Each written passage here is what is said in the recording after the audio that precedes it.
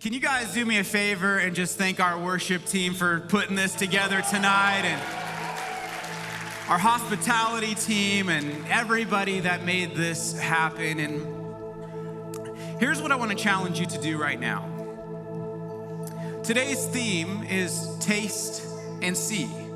It comes out of a psalm, Psalm 34, a really famous psalm, one of my favorite psalms. Actually, it's a song I sing with my kids often when I tuck them into bed at night. We sing this psalm together out loud. It's something that comforts me. It's comforted me in my struggles. It's comforted me through personal storms, and it's something that I've taught my kids to lean into. And the reason it's an important psalm is because it was written not in a season of noise and a season of joy and a season of triumph.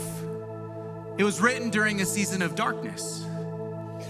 It was written during a time in David's life where he was all alone. No one around him, no one alongside him.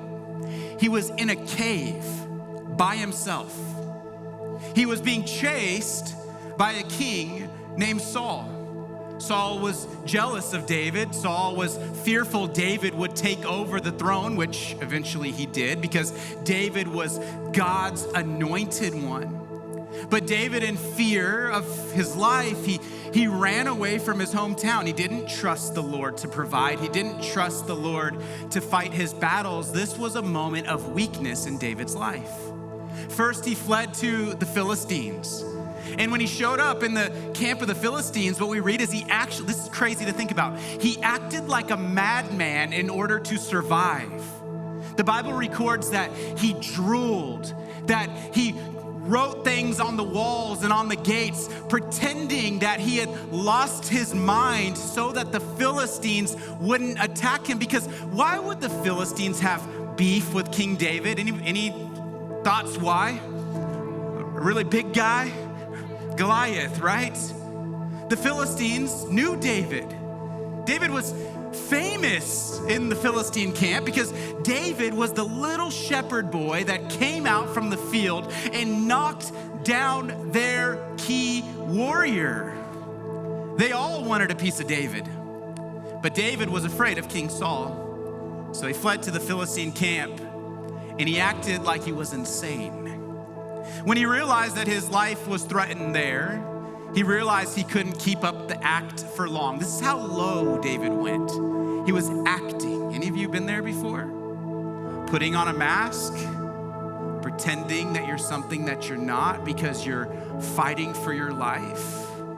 Pretending you're something that you're not because you're hurting inside and you're scared and you don't know if God's actually going to come through. Have you ever been there before? That was David. Well, he runs out of the Philistine camp because he knows he can't put up the act for long, and he goes to a cave by himself. Alone, no food, hardly any water, no armor, no shield, no sword, no army next to him, nobody. Jonathan isn't there. David is alone, and all he can hear is the echoes of the cave. Some of you feel like that today. Some of you feel alone. What I want you to see today with this psalm is that, yes, there is power in numbers. There is power when we all gather together for one purpose and one cause, and we lift up our voices to the Lord, and we are transparent and we are real with Him. But we all eventually go back home. We all eventually get in our beds, and we are all eventually left with our own thoughts.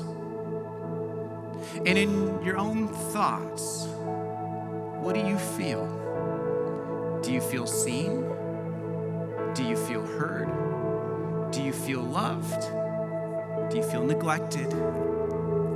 David wrote this psalm because he's inviting people to taste and see that the Lord is in fact good.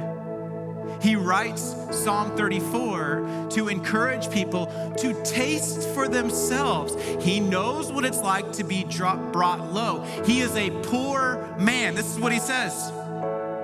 I prayed to the Lord, and he answered me. He freed me from all my fears.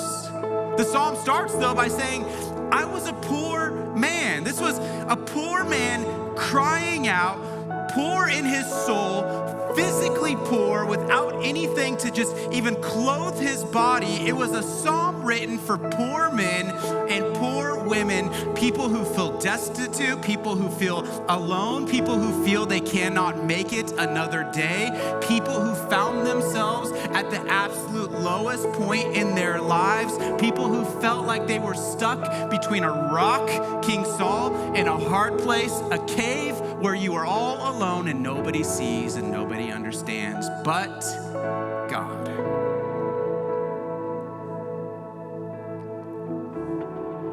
Go ahead and close your eyes.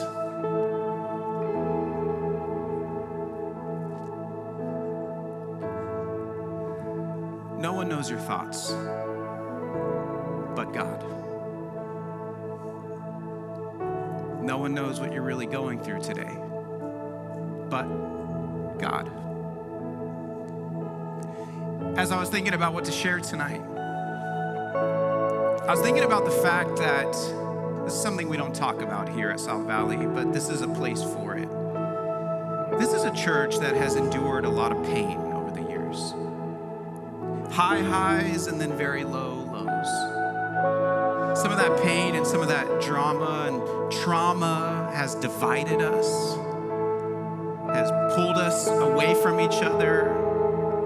It's caused us to doubt. It's caused us to wrestle with our faith. Then you add on top of that the struggle that COVID brought. And you add on top of that the struggle that a recession brings. And you add on top of that the struggles that just being a human being bring. And when you're quiet in your thoughts, you can feel very alone. And when you feel alone, you do strange things, hurtful things. That's what David was doing. He acted insane. He then ran to a cave, isolated from everybody. That is not how we heal. We heal by tasting and seeing that the Lord is good. This is what David says at the lowest point of his life. I prayed to the Lord, and he answered me. You pray, he answers. He freed me from all my fears. Those who look to him for help will be radiant with joy. No shadow of shame will darken their faces. In my desperation, I prayed, and the Lord listened. He saved me from all my troubles. For the angel of the Lord is a guard. He surrounds and defends all who fear him. Taste and see that the Lord is good. Oh, the joys of those who take refuge in him. God is inviting you today to take refuge in him. But you have to taste and see yourself. One thing that we're going to do tonight is partake of communion. Communion is a time for us to literally put food and drink into our mouths to remember the broken body and the shed blood of Jesus, to taste and to see that he is good. He is so good that he went to the cross for us. So what I want to do right now, I want to give you a time of silence. Because not everyone's going to be singing in your bed. If they are, that's kind of weird, but it's okay. That'll be awesome. It's going to be just you, your own thoughts. I want you to be comfortable with your thoughts right now. Sit in the silence and then I'm going to give you instructions for communion. Let's have a moment of silence.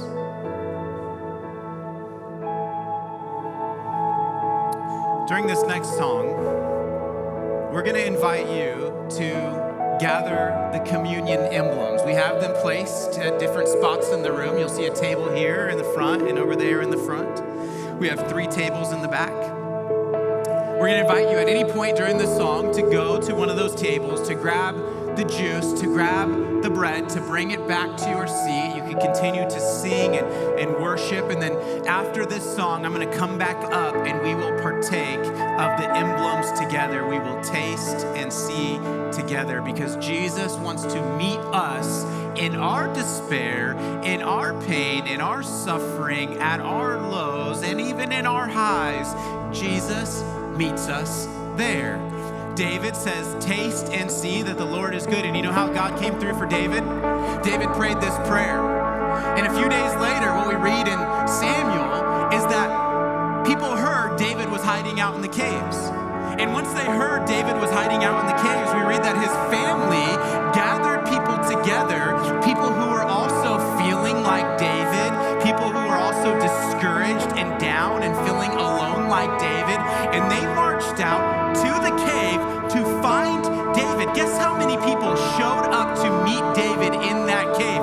David was all alone for a season, and then he comes out one day, and guess how many people welcome him? How many people gather to him after he prays and he seeks the Lord? 400 people come out to David. 400. You know what that's a reminder of? You're not alone. You think you're alone. You're not alone. You're not the only one who feels like you do. You're not the only one who struggles like you do. You are not alone. 400 people gathered to tell David he was not alone. Those 400 people ended up becoming the kingdom that he would build when he was finally established as the king of Israel. And so he looks back and he pens Psalm 34 and he says, you're feeling alone? You're feeling overlooked? You are feeling like you're in a cave? Taste and see that the Lord is good, because when I was in your shoes and when I was going through what you're going through here today, I prayed, I called out, and I looked up, and 400 people were there to worship God with me. I think I look around the room tonight, I probably see 400 people in this room here tonight who are ready to worship right now with you. There's healing for this church. There's healing for you. It happens when we collectively, when we all come together and we say, we are done with the past. We are done feeling isolated. We are done living under this state of victimhood, and we are going to step into what the Lord has for us. We are going to taste and see that the Lord is good. If you believe that tonight, I want to encourage you to worship the Lord with all that you have and all that you are. During this song, grab the emblems, and I'll come back